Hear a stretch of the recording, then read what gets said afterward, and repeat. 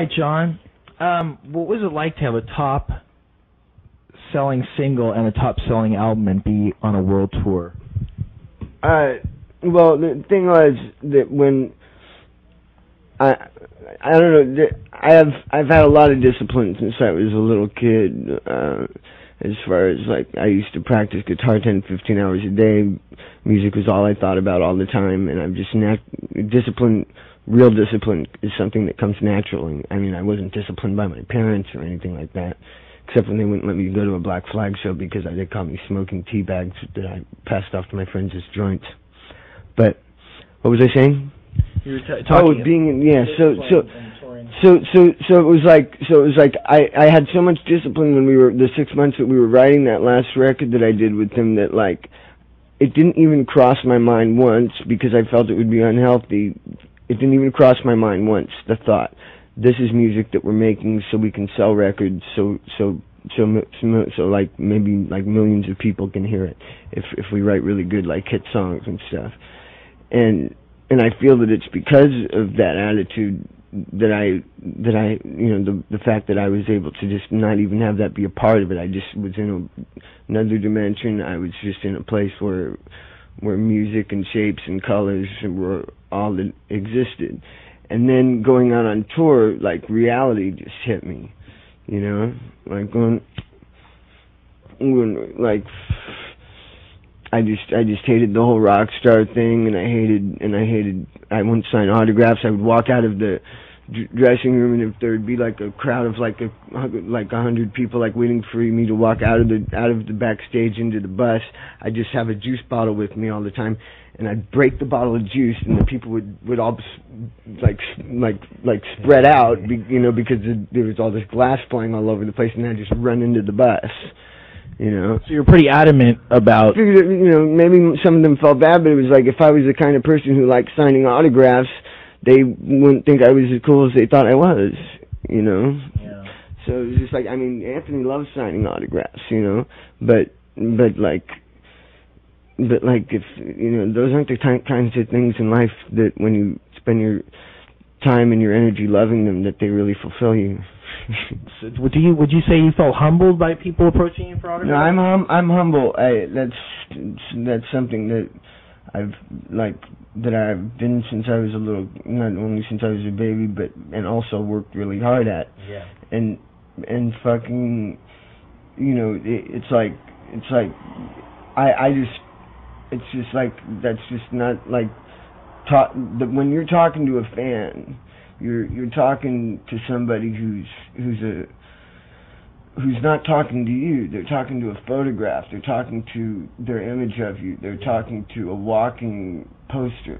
Like, and if you make the mistake of thinking that they're talking to you when they tell you that you're a genius or that you're so fucking, or whatever their fucking images of you, then if you believe it, then you, the real human being, dies.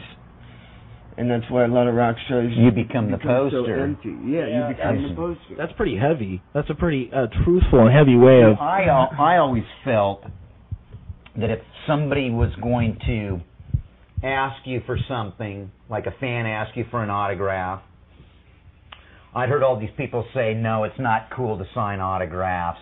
That's like a rock star thing. But my feeling was, and I did feel that it was a rock star thing. I felt it was a very egotistical, like, let's pump up the ego by signing autographs. But my excuse for doing that was I always felt that if somebody was going to take the time to ask you for your autograph, that you at least owed them that much time back. And especially for someone like you who's just like, to me, I was just saying to Megan in the car, like, because I couldn't believe your number was listed. I go, fucking, he was more of a star to me than Elvis when I was a little kid. but nevertheless, a big part of the LA punk rock scene was that, you know, that there weren't rock stars and like I asked the Mascara Snake for his autograph when I met him from Trout Mask Replica. He's Don Van Vliet's cousin, You know, I mean, that was important to me. But living as an artist, you've got to live your life as a person, and like it's just like compliments. It's like I don't. It's like if somebody when somebody just compliments you, it goes to a part of your brain that I'm not interested in. Yeah. You know, I'm not like I know that I'm good on stage. If somebody I really respect, or somebody who seems to really have an intense spirit about them, really felt something from it, that can mean something to me. But the standard compliment is like the autograph. It's just empty, and it's just like it goes to a part of my ego that I fucking keep shrunk up to the fucking size of an atom, you know. And I just don't want it there. You know, it's not necessary for me to do my best performing. And I just thought to keep myself closed in, smoke as much pot as possible all the time, drink red wine so my body wouldn't fucking be in pain all the time from driving on the bus all the time. I just hated it the whole time. I was only in the band because I love Flea more than anybody in the world. And Flea's like just the coolest, humblest, like nice, like considerate person that I've ever been friends with, and I felt, you know, I just felt bad about leaving, but after like a year of touring, I decided to do it. How does being a solo artist now differ from your days with the Chili Peppers? Well, when I put out that album, my first album, my next album will be out in like a month, but when I put out this record, some of it was recorded while I was in the Chili Peppers, because I don't consider myself I was doing it, but where my real spirits come from, I am not like a funk guitarist is not what I am, you know, and this was just music that I was making for my friends, and mainly for me to just trip out on, just to smoke pot and just to lay there in the dark and listen to really loud, just music that I wanted to hear that didn't have music that would be like as heavy as Jane's Addiction or something in as terms as the feelings that it gives you, but at the same time like had acoustic guitars and was more soothing, like Elton John or Tyrannosaurus Rex or something, like, or things that are more catchy, and also with the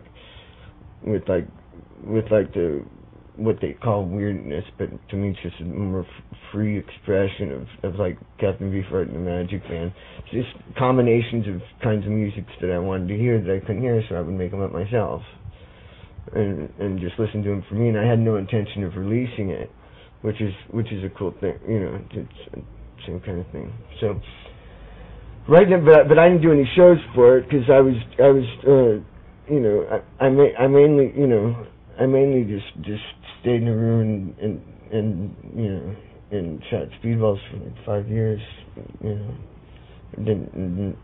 I'd record music once in a while, but spent a lot of time doing nothing. You know, right now I'm more willing to you know, come over here and do an interview. And, you know, we appreciate it. And go on tour and play shows and sort of give myself to the world if they want me, and if they don't want me, it's fine with me.